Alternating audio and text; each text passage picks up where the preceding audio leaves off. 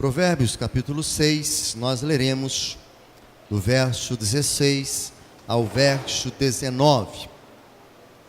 Diz assim a palavra do Senhor: estas 6 coisas aborrece o Senhor, e a 7ª a sua alma abomina: olhos altivos, língua mentirosa, mãos que derramam sangue inocente, coração que maquina pensamentos viciosos, e pés que se apressam a correr para o mal, e testemunha falsa que profere mentiras, e o que semeia contenda entre os irmãos.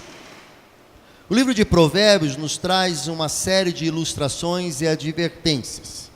É um livro maravilhoso, com instruções maravilhosas de como deve ser o nosso proceder em todos os momentos e áreas de nossas vidas. É um livro de meditação que nos leva a ter sabedoria e nos posicionarmos sobre diversos assuntos do dia a dia. E ali nós vemos as advertências que Deus nos mostra e nos deixa claro. Ali nós podemos ver a forma com que Ele nos orienta, mas ali em Provérbios, especificamente em Provérbios 6, nós podemos observar algumas coisas que aborrecem o Senhor. Já te aconteceu alguma coisa que te deixou aborrecido? Já te aconteceu? Eu tenho certeza que sim. Eu tenho certeza que já te aconteceu alguma coisa que você ficou aborrecido, que entristeceu o seu coração, que deixou o teu coração magoado, alguma coisa que aconteceu e que você, como eu também tenho certeza que já aconteceu algo que você abominou. Eu tenho certeza que já aconteceu algo com você que alguém te fez, que te trouxe então uma abominação sobre aquela atitude, e que te fez detestar não a pessoa, mas a atitude daquela pessoa. Nos versículos que lemos, estão expressas 7 ações que são repugnantes ao Senhor. Pastor, mas eu tenho aprendido que pecado é pecado, não existe pecadinho, pecado é pecadão, e é verdade. Pecado é pecado, mas a Bíblia nos ensina que a consequência do pecado, ela tem um certo tamanho, e há uma consequência. Alguns pecados levam sobre nós uma consequência maior. Alguns atos e ações que nós tomamos traz sobre nossas vidas uma consequência maior. E nesse contexto de Provérbios nós podemos encontrar algumas situações que perante ao Senhor não são aceitáveis. Ele não concorda, e não apenas não concorda, o seu coração se aborrece e ele abomina tal prática. Tais ações nos levam para ficarmos distante do Senhor. Tais comportamentos devemos banir de nossas vidas, pois não há menor condição de ter uma relação duradoura com o Senhor tendo tais práticas. E nós vamos meditar, verso por verso, para vermos quais são as 6 coisas que o Senhor aborrece, e a 7ª, aquela coisa que o Senhor abomina. Mas nós poderíamos colocar em algumas palavras cada um desses versos, e nós vamos estar vendo sobre o orgulho, sobre a mentira, sobre o assassinato, sobre conspiração, sobre ânsia de fazer o mal, sobre o falso testemunho e sobre a incitação à discórdia. Essas coisas o Senhor se aborrece, e dessa última o Senhor, a sua alma, abomina. Pastor, mas eu jamais farei qualquer uma dessas coisas. Precisamos estar bem atentos, porque senão, mesmo estando dentro da igreja, nós podemos acabar incorrendo em um desses erros. Nós podemos por alguma razão, não atentarmos. A Bíblia ela é muito clara quando ela diz que aquele que julga estar em pé, cuidado para que não caia. O contexto desse verso, queridos, é que todos nós estamos propensos a errar. Aquele que julga estar em pé, ou seja, ninguém realmente está em pé. Nós estamos achando inclinados, ou seja, falta pouca coisa para errarmos. Uma falta de atenção, uma falta de um fervor, de uma busca diante de Deus, fervorosa, pode fazer com que venhamos a errar e cometer uma dessas 7 coisas que vamos estar vendo no dia de hoje e desagradarmos ao Senhor. A primeira coisa que podemos ver são os olhos altivos. Soberbo significa mostrar-se a si mesmo acima dos outros. A soberba, sem dúvida, é um grande mal. Por isso o salmista orava dizendo: também da soberba guarda o teu servo, que ela não me domine. Então serei irrepreensível e ficarei livre de grande transgressão. Salmo 19, 13. A soberba procede à ruína e a altivez do espírito à queda. Provérbios 16, 18. Ou seja, a pessoa que é soberba, a pessoa que acha que é acima dos outros e que está acima dos outros, ela não percebe que ela está dando o primeiro passo para a sua ruína. Em qualquer área da sua vida, em qualquer situação da sua vida, quando você se julga superior, melhor, é o princípio da queda. É como um lutador que vai se preparar para uma luta, e ele olha para o seu adversário, e olha para aquele adversário e vê que aquele adversário fisicamente não é igual a ele, não tem os mesmos números de vitórias que ele. Então ele olha para o seu adversário, menospreza o seu adversário, e ele não treina, ele não se prepara, e quando ele sobe no ringue, ele perde, porque o orgulho o fez subestimar o seu adversário. Infelizmente, há muitos crentes que estão subestimando a ação de Satanás nas suas vidas e não se preparam para enfrentar a batalha. A Bíblia fala que nossa luta não é contra a carne nem contra o sangue, mas contra os principados e potestades dominadores desse século. A nossa luta não é física, a nossa luta é espiritual, e nós travamos essa luta espiritual nas regiões celestiais. Mas muitas vezes nós achamos que estamos prontos e preparados. Não precisamos mais orar, não precisamos mais ler a Bíblia, nem precisamos congregar muito, porque eu estou bem, a brasa está sempre acesa. Mas quando vêm os problemas, somos abatidos. Quando vêm os problemas, nós caímos, porque o orgulho, a soberba, não nos deixa ver nossas falhas, não deixa ver nossos problemas. Sempre achamos que somos melhores, que somos imbatíveis e que vamos vencer tudo.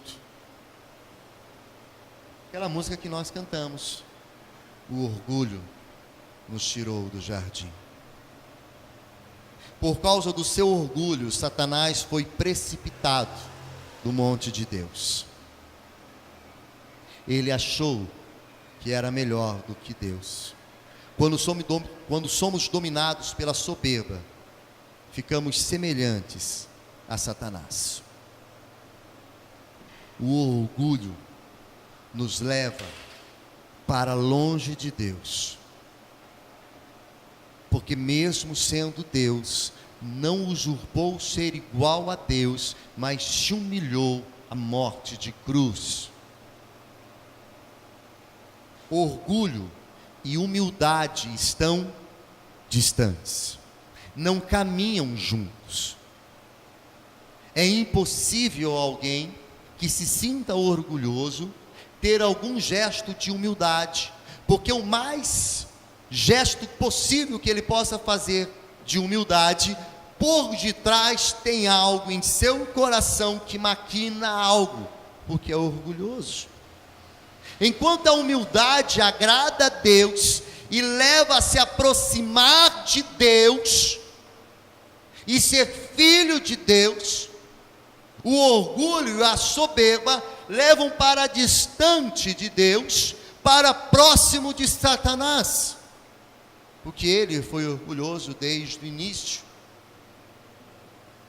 Precisamos entender o que fala Tiago 4:6. Antes da maior graça, portanto, diz: Deus resiste aos soberbos, porém dá graça aos humildes. Queridos, um coração soberbo, Deus passa longe.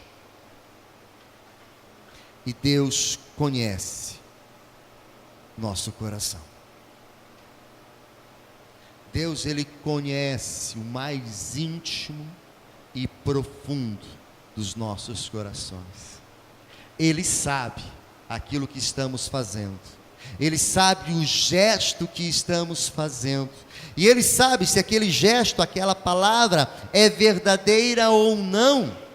Ele sabe se aquilo que eu estou fazendo é puro ou não. Podemos até enganar pessoas, mas não enganamos a Deus, porque Deus conhece.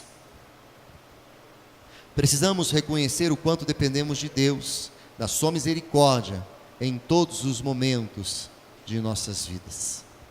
Como os olhos são a janela da alma, eles transmitem o que está em nossos corações. Um coração cheio de arrogância, prepotência e soberba se mostrará no tipo de olhar das pessoas. Já encontrou uma pessoa assim? Uma pessoa orgulhosa, soberba?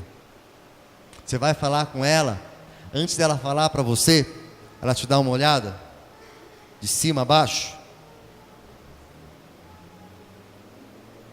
né? Como se assim: quem que é você para vir falar comigo? Ela já deixa claro para você que ela se sente superior. E se ela se sente superior, para ela não há nada em você que possa ter algum interesse para ela. Então ela não vai te tratar bem. Ela vai te menosprezar. Ela não vai querer ter relacionamento com você. Quando nós agimos com orgulho e com soberba, nós medimos a Deus. Somos nós que olhamos para Deus de cima para baixo. E aí, começamos a achar que não precisamos de Deus. E quando vamos falar com Deus, o orgulho, a soberba é tão grande, que nós falamos com Deus, como se Ele fosse um empregado. Deus, estou na tua casa, faço aquilo que tu tens mandado que eu faça, então eu determino, eu estou mandando que o Senhor possa fazer isso por mim. Isso demonstra um coração soberbo, um coração altivo, um coração orgulhoso.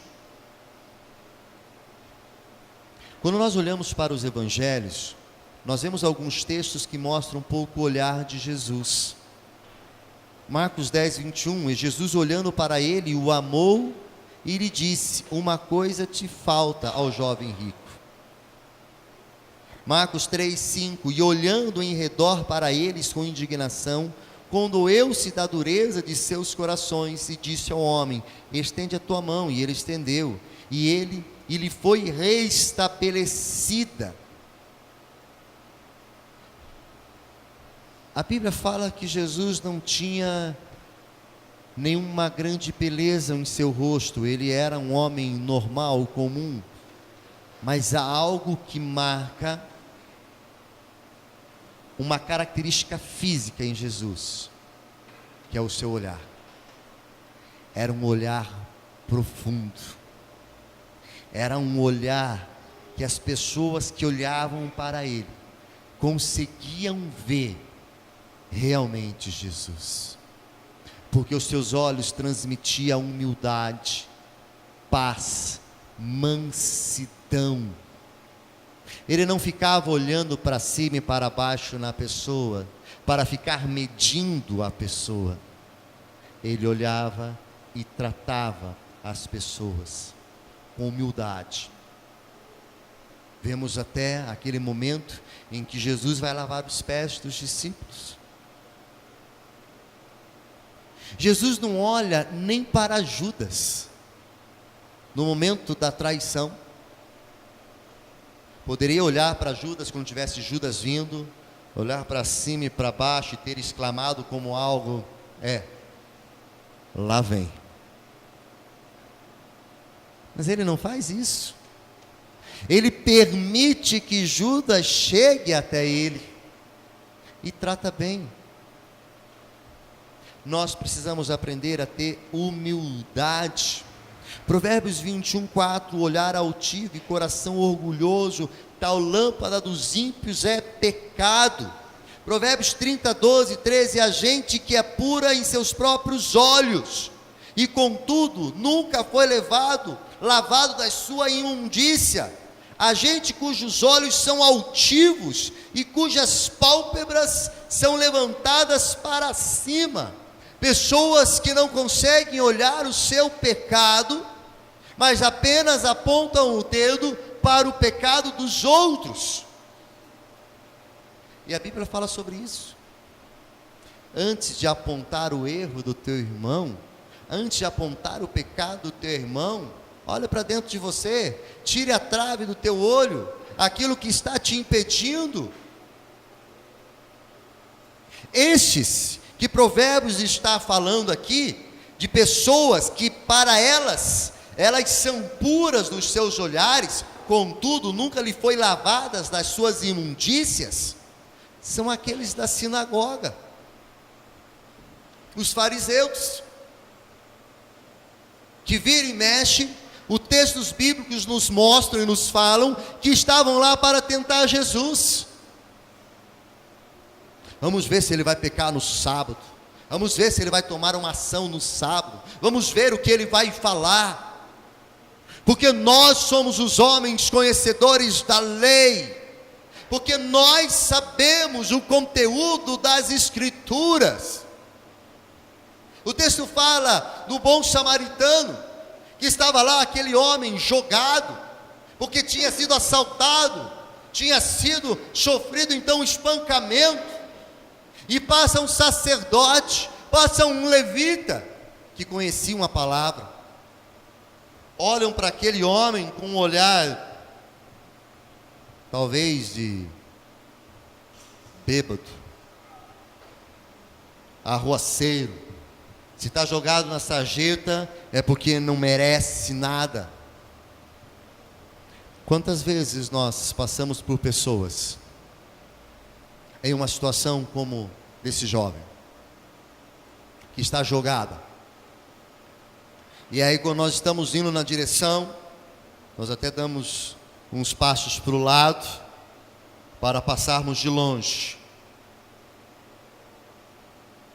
porque às vezes em nosso coração está um sentimento que somos melhores que aquela pessoa, então eu passo de lado, porque se ele está naquela situação, é porque ele merece. Se ele está naquela situação, porque ele fez por merecer. Ele pode até estar naquela situação porque ele fez por merecer, Mas você só não está na mesma situação porque um dia a graça do Senhor te alcançou. Porque senão você estaria na mesma situação. Mas às vezes nós temos um orgulho em nossos corações, e esse orgulho nos leva para a queda, nos puxa para baixo. A Bíblia relata sobre Saul, os olhos altivos e orgulhosos de Saul. Este orgulho fez com que Saul perdesse o seu trono. Ele foi orgulhoso e foi rebelde. E às vezes, querido, o orgulho, ele vem por detrás de ações que aparentemente são boas, mas Deus conhece o coração. O texto fala que o profeta chega para Saul e diz: Saul, agora vá sobre aquela cidade e destrua toda a cidade, que não fique pedra sobre pedra, mate homens, mulheres, crianças e animais, meta fogo, acabe com tudo, não é para restar nada. O que Saul faz? Ele vai, só que em vez de destruir tudo, matar tudo, ele separa algumas coisas para trazer. E a desculpa era: estou trazendo para prestar um culto ao Senhor, para fazer um holocausto de adoração ao Senhor. Mas não tinha sido isso que Deus tinha mandado Saul fazer. Na verdade, naquele momento houve um orgulho sobre Davi, para mostrar a todos: olha o que eu vou estar fazendo agora. Deus conhece o coração de cada um. A soberba procede à ruína, e a altivez do espírito à queda. Saul aborreceu a Deus, que tirou o seu trono e deu a Davi, um homem segundo o seu coração, um homem que procurava se humilhar a cada dia diante de Deus. 2 Coríntios capítulo 3, verso 5: não que por nós mesmos sejamos capazes de pensar alguma coisa, como se partisse de nós, pelo contrário, a nossa suficiência vem de Deus.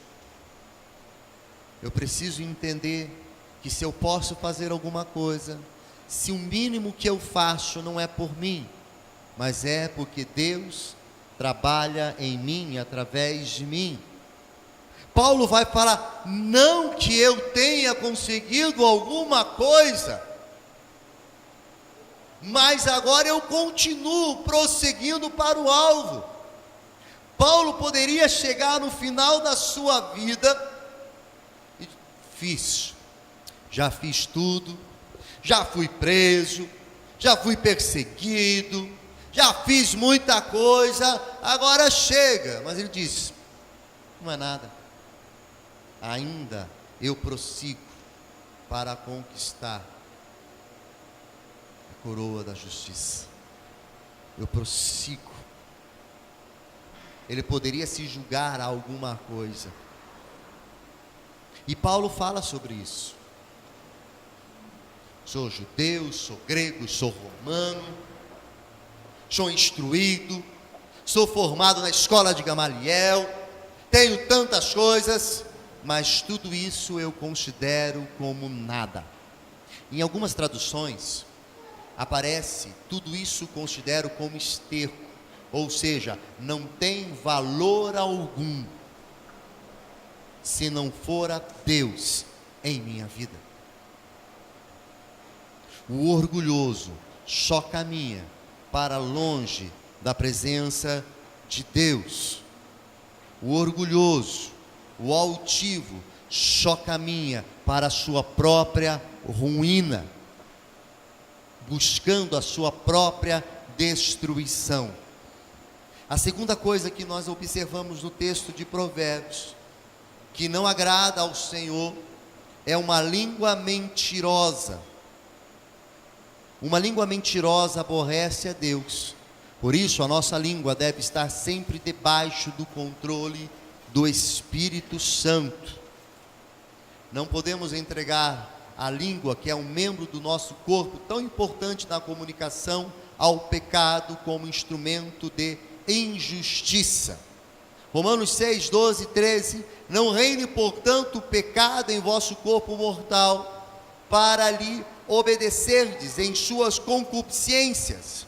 Nem tampouco apresentei os vossos membros ao pecado por instrumento de iniquidade, mas apresentai-vos a Deus como vivos dentre mortos, e os vossos membros a Deus como instrumentos de justiça.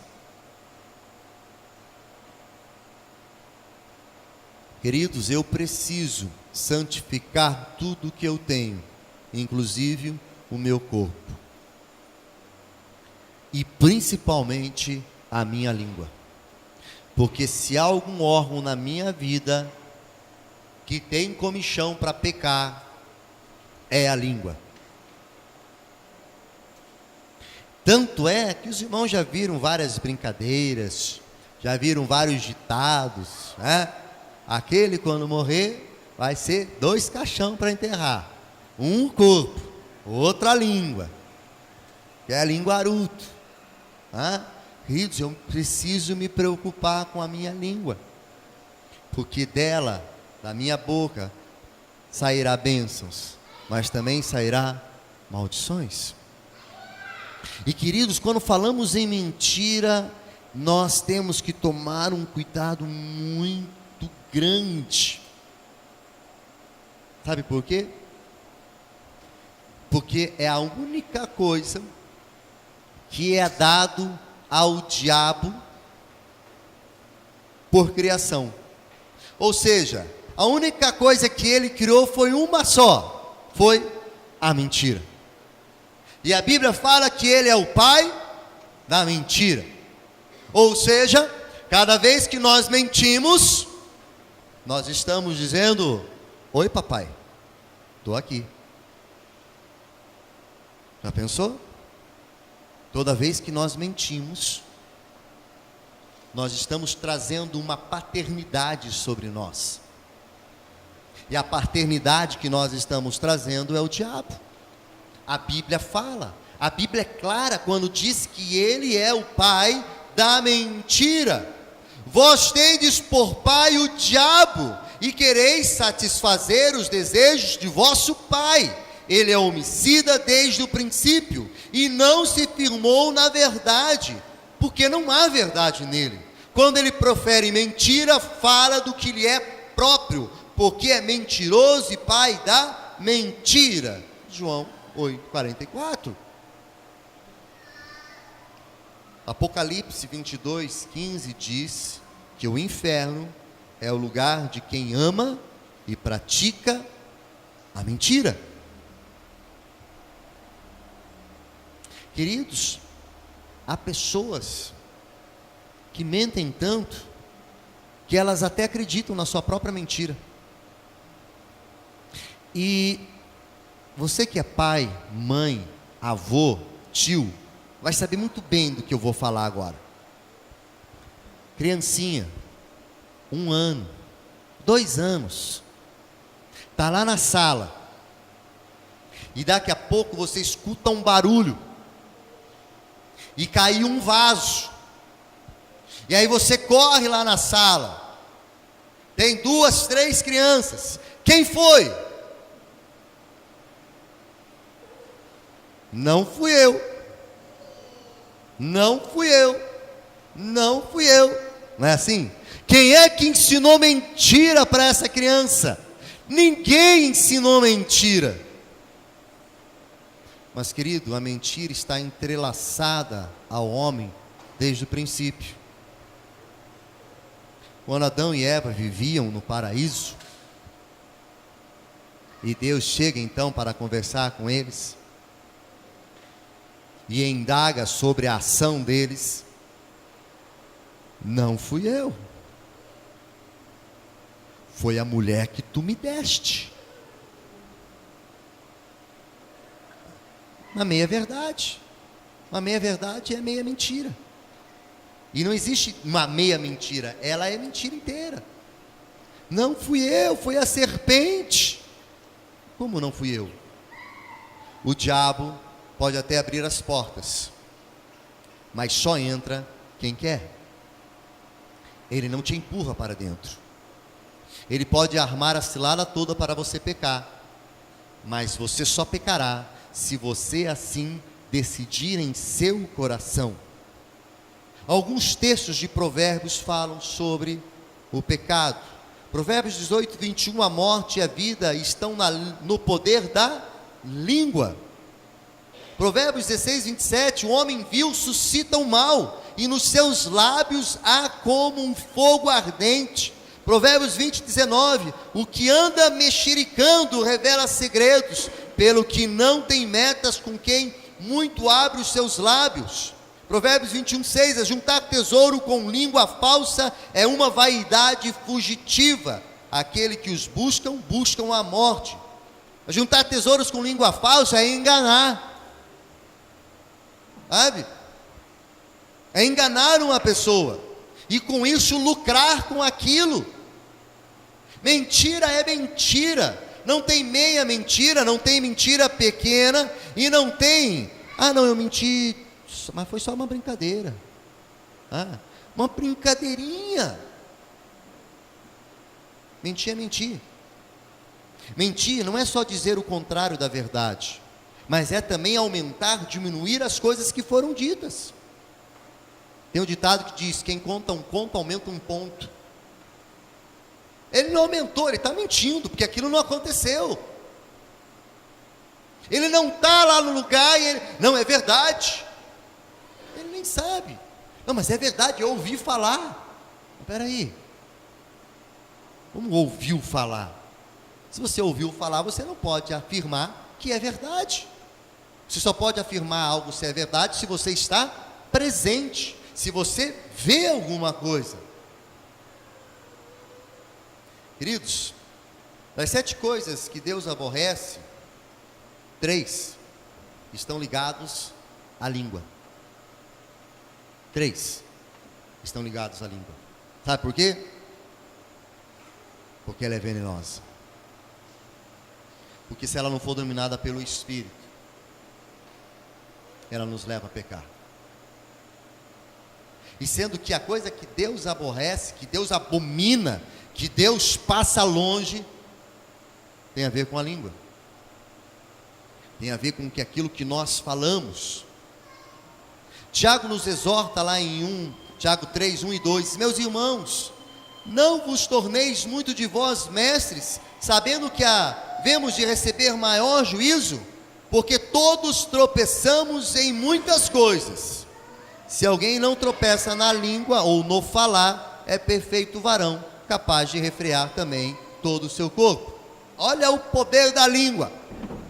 Quer ser perfeito? Domine a língua. Só domine a língua. Porque ela faz tropeçar. Porque ela nos faz errar. Porque ela nos faz nos afastarmos da presença do Senhor. Eu preciso aprender a controlar a minha língua, para não mentir. E se porventura eu venha a mentir, eu preciso confessar, dobrar os joelhos, clamar a Deus, pedir perdão, e se necessário for também ir lá com o meu irmão, lá com a pessoa, olha, me desculpe, eu faltei com a verdade, aquilo que eu disse não era verdadeiro, então eu preciso consertar contigo essa situação. Queridos, isso é muito sério. Há muitas famílias que são destruídas pela mentira. Há muitos relacionamentos conjugais, relacionamentos de pais e filhos, há amizades que são destruídas pela mentira. Falam coisas que não existem, ou nem estão falando de outra pessoa, mas estão falando dela mesmo, e estão mentindo para a sua própria família sobre alguma coisa. Eu preciso estar atento, eu preciso saber que Deus não se agrada da mentira. A terceira coisa que precisamos entender é mãos que derramam sangue inocente. Qualquer pessoa que derramar sangue inocente não ficará impune diante da justiça de Deus. O texto de Romanos diz: os seus pés são ligeiros para derramar sangue nos seus caminhos. Há destruição e misericórdia. Desconhece um caminho da paz. Não há temor de Deus diante dos seus olhos. Há pessoas que estão buscando sangue. E sobre essas pessoas, Deus aplicará a justiça. O Senhor detesta a violência, o homicídio. O primeiro homicídio retratado na Bíblia foi de Abel, lá em Gênesis capítulo 4. Falou Caim ao seu irmão Abel, e estando eles no campo, Caim se levantou contra o seu irmão e o matou. Perguntou, pois, o Senhor a Caim: onde está Abel, teu irmão? Respondeu ele: não sei, sou eu o guarda do meu irmão? E disse Deus: que fizeste? A voz do sangue do teu irmão está clamando a mim deste a terra. Ele não apenas matou, mas também mentiu. Percebam, queridos, que pessoas que fazem uma dessas práticas, elas acabam cometendo outras também. Dessas 7 coisas que desagradam a Deus, quem pratica uma, corre um grande risco de começar a praticar a segunda, ou a terceira, a quarta, se não todas estas coisas. O espírito de violência está disseminado pelo mundo. A violência está banalizada. É só nós assistirmos qualquer noticiário, qualquer programação, a gente vê uma violência que é algo absurdo. Uma pessoa chega para assaltar, que já é uma violência, além de assaltar, e não satisfeita com o resultado do seu assalto, que é um tênis, um celular, uma carteira, um pingente, ele ainda mata a pessoa, e não houve reação nenhuma, simplesmente matou pelo desejo de matar. Tal pessoa também está nas mãos do diabo, porque o diabo veio para matar, roubar e destruir. A vontade do diabo é que nós possamos nos destruirmos em violência. As mãos assassinas de Caim derramaram o sangue inocente de Abel. Caim foi amaldiçoado por Deus. Isso aconteceu porque Deus se aborrece quando derramamos sangue inocente, sangue de pessoas que não têm culpa. Derramar sangue de uma pessoa inocente por maldade, por falta de controle emocional, mesmo que seja pouco, deixa Deus aborrecido. O salmista diz que todo violento será perseguido com golpe sobre golpe. Se você é violento, estará escrevendo a sua própria sentença e deixando Deus muito aborrecido. Você conhece pessoas violentas? Ela chama violência. Pessoas que são violentas, elas chamam violência. Aonde elas passam, elas chamam para si violência, porque o desejo delas é de ser violento. O desejo dela é de derramar sangue. E sobre elas haverá uma condenação. E sobre elas Deus pesará a sua mão. E nós precisamos aprender a nos afastarmos de pessoas violentas. Pessoas que têm sede em derramar um sangue inocente, pela pura maldade de machucar pessoas. Queridos, vou ficar nesses 3 primeiros, os outros 4 nós vamos estar terminando domingo que vem. Tem ainda algumas coisas para nós falarmos. Mas eu preciso estar atento e saber que se eu não cuidar, mesmo estando dentro da igreja, eu posso acabar cometendo uma dessas coisas e desagradando o Senhor, aborrecendo a Deus e me levando a um distanciamento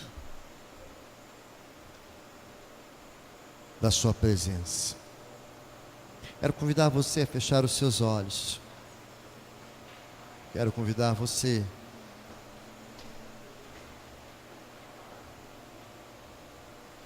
a se colocar diante de Deus.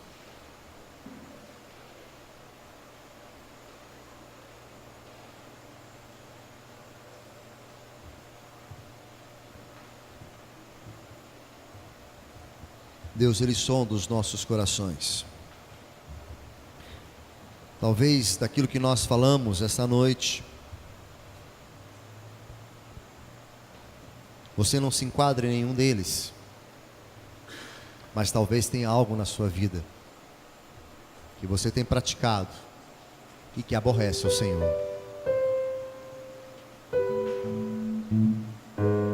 E Deus, Ele quer que você possa pedir perdão.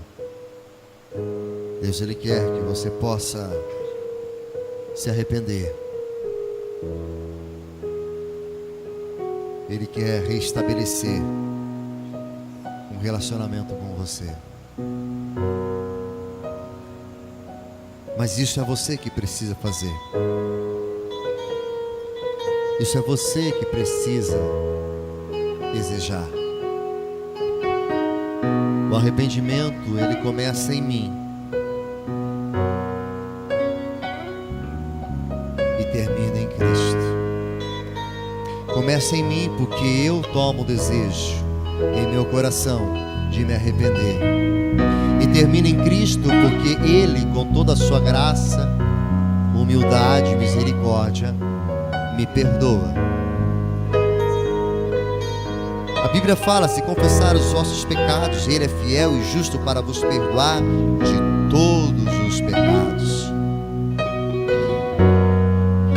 Se você tem algo a fazer, se você tem algo a pedir, a clamar, se você tem feito algo que você sabe que aborrece o Senhor, peça perdão a Ele.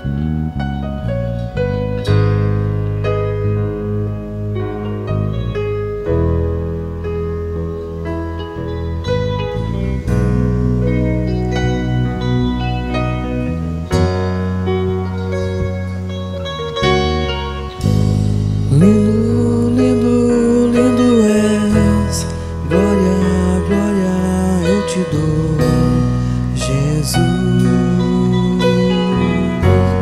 Jesus.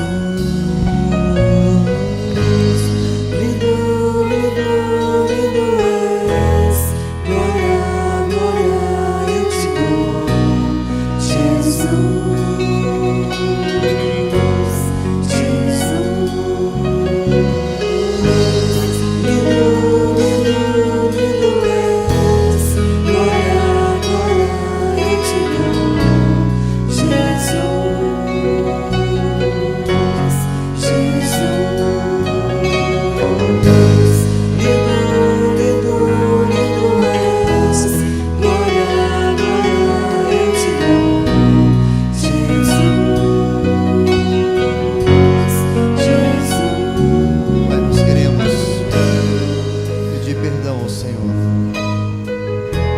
Porventura temos te aborrecido, temos cometido, ó Pai, atos que nos levam para longe da Tua presença.